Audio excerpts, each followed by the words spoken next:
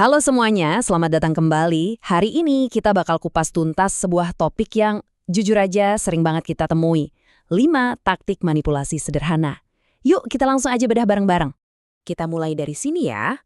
Pernah nggak sih setelah kamu bikin sebuah keputusan, terus kamu mikir, tunggu dulu, kenapa tadi aku setuju ya? Atau mungkin kamu ngerasa ada dorongan halus yang bikin kamu milih sesuatu yang sebenarnya bukan maumu. Kalau iya, tenang, kamu nggak sendirian. Jadi ini dia intinya. Manipulasi sederhana itu pada dasarnya adalah saat seseorang pakai cara-cara yang kelihatannya simple buat mempengaruhi perasaan atau tindakan kita. Ini bukan soal skenario konspirasi yang ribet loh, tapi lebih ke interaksi sehari-hari yang tanpa sadar bisa mengubah cara kita mikir dan bertindak.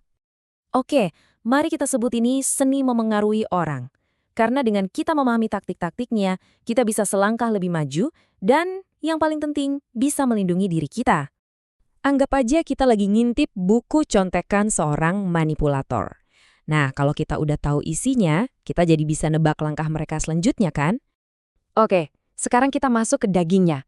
Kita akan pecah jadi 5 taktik utama. Coba perhatiin baik-baik ya, siapa tahu kamu langsung ngeh, wah ini sering kejadian. Yang pertama, dan ini yang paling licin, karena sering banget disalahartikan sebagai kebaikan, yaitu pujian yang berlebihan. Familiar kan? Kalimat-kalimat kayak gini yang bikin kita merasa jadi orang paling hebat, paling bisa diandelin. Emang sih rasanya enak dipuji, tapi seringkali ada udang di balik batu. Nah, cara kerjanya itu cerdas banget secara psikologis. Pertama, mereka mabukkan kita dengan pujian. Bikin kita merasa senang, merasa dihargai. Saat kita lagi terbang itulah, pertahanan logis kita jadi lemah. Kita jadi pengen terus-terusan jadi orang luar biasa di mata mereka. Makanya kita jadi lebih gampang bilang iya sama permintaan mereka. Simpelnya ini pertukaran, pujian mereka untuk kepatuhan kita. Oke, lanjut ke taktik kedua. Yang ini mainnya sama sesuatu yang paling berharga buat kita semua, waktu.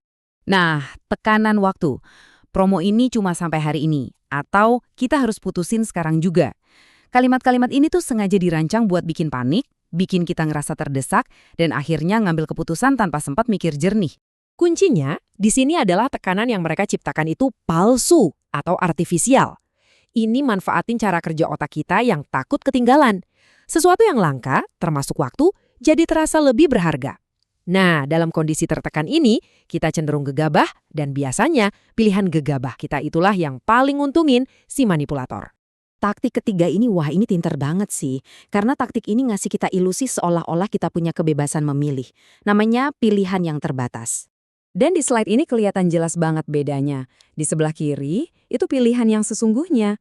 Ada banyak jalan.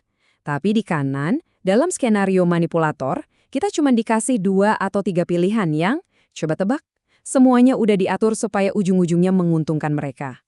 Cara kerjanya itu dengan menyembunyikan semua pilihan lain. Mereka bakal nanya, kamu mau makan di A atau di B? Padahal sebenarnya ada pilihan C, D, bahkan E. Ini bikin kita ngerasa, oh aku yang mutusin. Padahal kenyataannya, garis finishnya udah mereka tentukan dari awal. Kita cuma dikasih ilusi kontrol. Sekarang kita masuk ke area yang lebih emosional. Taktik keempat adalah memanfaatkan rasa bersalah atau yang sering kita sebut guilt tripping. Aduh, ini dia kalimat andalannya. Kalimat ini tuh sengaja dirancang buat bikin kita ngerasa jadi orang yang nggak tahu terima kasih dan egois kalau sampai menolak. Ini mengubah bantuan di masa lalu jadi semacam senjata untuk mengontrol kita sekarang. Mekanismenya kuat banget karena ini mainin utang budi secara psikologis. Kita akan secara alami ngerasa perlu membalas kebaikan. Manipulator ini sengaja menciptakan utang emosional yang nggak pernah kita minta. Lalu mereka menagihnya di saat yang tepat. Karena rasa bersalah itu nggak nyaman, kita jadi cenderung nurutin kemauan mereka cuma biar perasaan itu hilang. Dan yang terakhir dari buku panduan kita adalah memanfaatkan emosi negatif lainnya, terutama rasa takut dan cemas. Taktik ini seringnya datang dalam bentuk ancaman halus. Mereka nggak nyalahin kita langsung, tapi mereka ngasih gambaran skenario terburuk yang seolah-olah bakal terjadi kalau kita nggak nurut. Jadi beban kegagalan itu ditaruh di pundak kita. Ini cara kerjanya ngebajak otak rasional kita. Ancaman atau gambaran buruk itu memicu pusat rasa takut di otak kita dan bikin kita masuk ke mode panik. Nah, dalam kondisi panik itu, solusi yang mereka tawarkan kelihatan jadi satu-satunya jalan keluar yang aman. Akhirnya kita setuju, bukan karena mau, tapi karena takut sama konsekuensi yang mereka ciptakan. Oke, kita udah bahas 5 taktik jitu mereka. Sekarang pertanyaan paling penting, gimana caranya kita melindungi diri? Yuk kita lihat kunci pertahanan diri kita. Pertama dan yang paling utama, kita harus tanamkan ini di kepala. Manipulasi emosional itu salah. Titik. Ini nggak etis dan merugikan. Mengakui ini aja udah jadi langkah pertama buat ngasih izin ke diri sendiri untuk bilang tidak. Dan ini dia 2 senjata utama kita.